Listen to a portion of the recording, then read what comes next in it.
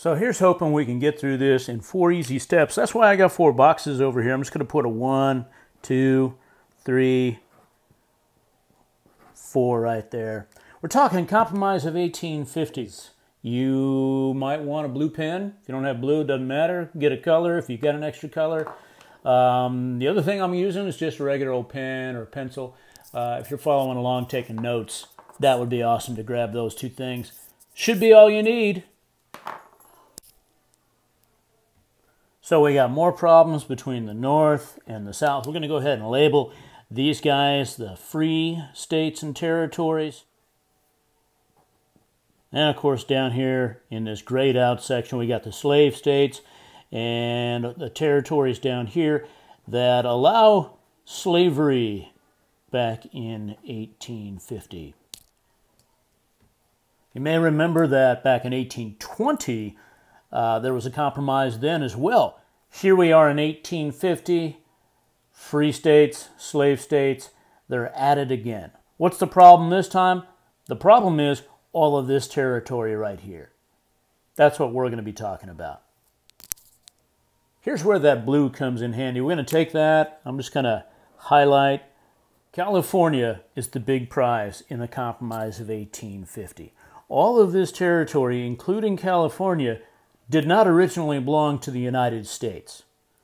You probably know it belonged to Mexico, and the United States and Mexico had been at war partly over this land right here. In 1848, the United States defeats Mexico, they sign a treaty, and essentially all of this land now belongs to the United States. That U.S.-Mexican war is going to lead directly to the need for the Compromise of 1850. And that's because both the free states and territories, a.k.a. the North, and the slave states and territories, a.k.a. the South, they both want California to come into the United States on their side.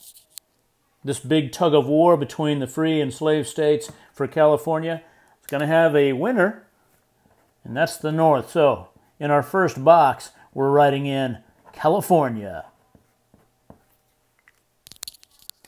And I'm just going to put a number 1 right here in the center of California to remind me. And up here in my key, I'm just going to write California with a little blue dot to remind me, oh yeah, that's California.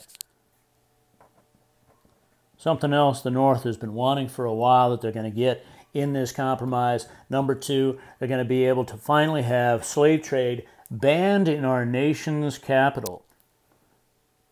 So you see the star down here on the map. That star, of course, is our nation's capital. It's Washington, D.C. So I'm just going to finish writing that up here in my key as well.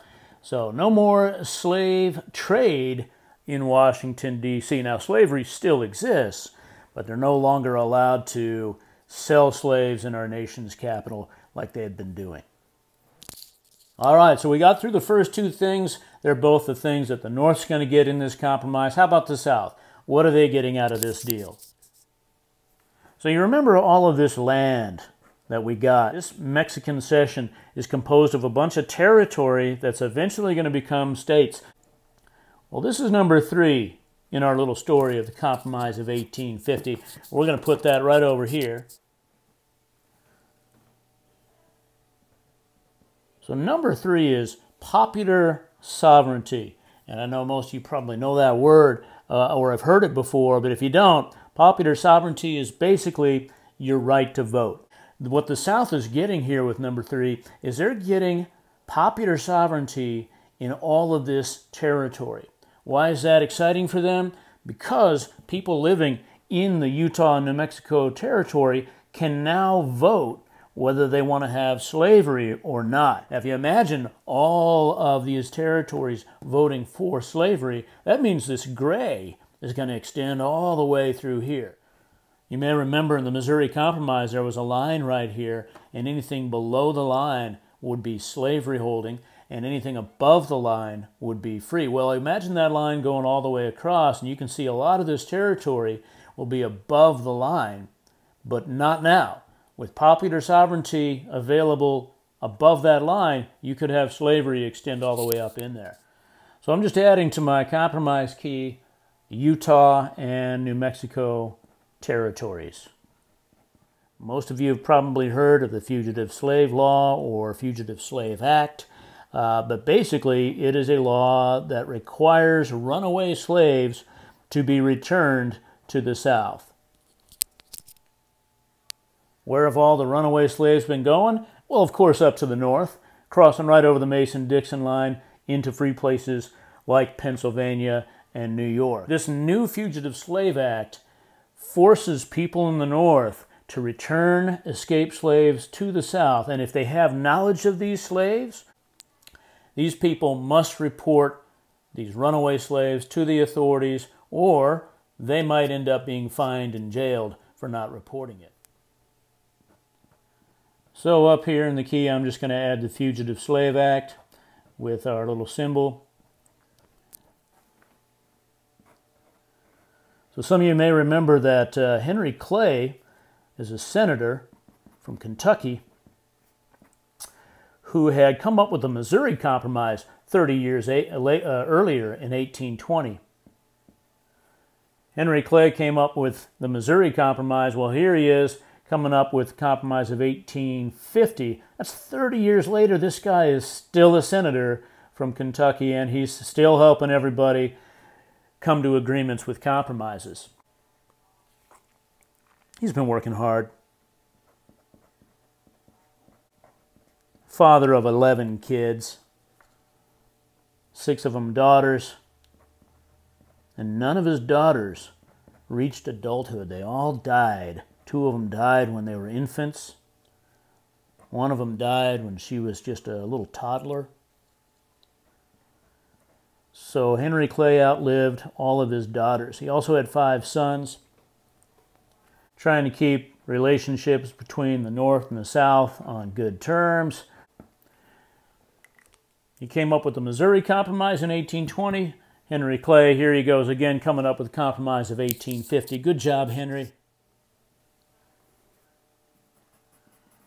I like drawing my Henry Clays with different shirts on. He's wearing a pink shirt this time because real men wear pink. So the Compromise of 1850 is basically another attempt to avoid war. So we've got our blue dot. It reminds us North got California, and they got slave trade banned in our nation's capital. What did the South get? They got popular sovereignty in the territories of Utah and New Mexico, and they got a revised version of the Fugitive Slave Act. So if you can remember those 4 things, you've got this. Compromise of 1850, another chapter leading up to the American Civil War. For me, it's the second big cause. The first big cause being the Missouri Compromise in 1820. The second cause being, of course, this one, the Compromise of 1850. We know in 1860 there will be a civil war, but at least for the time being, the Compromise of 1850 keeps that from happening. Good job, Henry Clay.